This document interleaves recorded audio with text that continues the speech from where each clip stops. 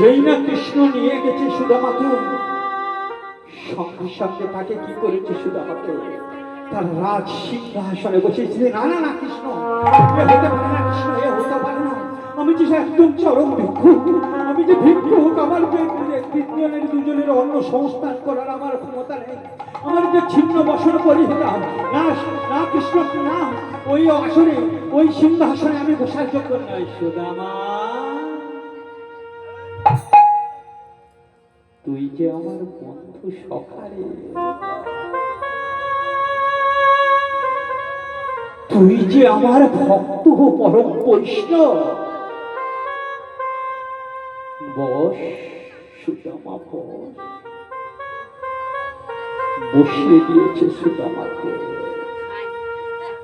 সঙ্গে সঙ্গে বলছেন রুক্মিণী, রুক্মিণী সত্যভামা একটা পাত্র নিয়ে আসো, আমার বন্ধু এসেছে, আমি তার চরণ ধৌত করে দেব।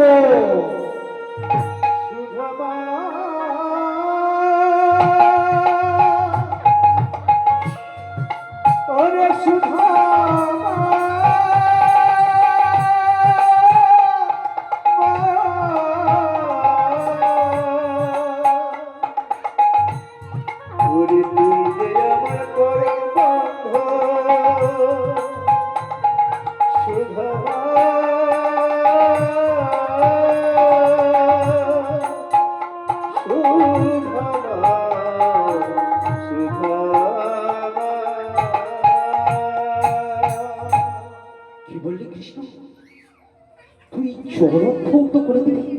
তুই ভগবান। সঙ্গে সঙ্গে আমার রুক্মিণী কি করেছে, স্বর্ণ থালা এনেছে। আর আমার ভগবানে কি করছে জানো বাবা, আমার ভগবান তার চোখের জল দিয়ে ভক্তের চরণ দুটি ধৌত করে দিচ্ছে।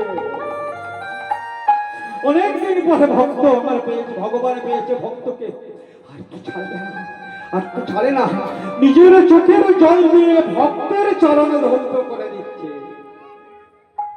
সুদামা, নিশ্চয়ই তোর বৃন্দাবনের কথা মনে আছে। হ্যাঁ রে কৃষ্ণ, আমার বৃন্দাবনের কথা মনে আছে। সেই যে আমি কত জিনিস চুরি করে এনে তোকে দিতাম, আমার একটা ফল থাকলে আমি হাফ তুই হাফ তোর মুখে দিতাম, আমি কামড়ে তোকে দিতাম। সুদামা, এতদিন পরে তুই এলি, নিশ্চয়ই বন্ধু আমার জন্য কিছু এনেছি। সেই না এই কথা বলেছে, সঙ্গে সঙ্গে সুদামা কি করেছিল, নিজেকে কাপড় চোপড় গুলো ঠিক করে নিয়ে চুপ করে বসে বসে অঝর নয়নে কাঁদছে সুদামা।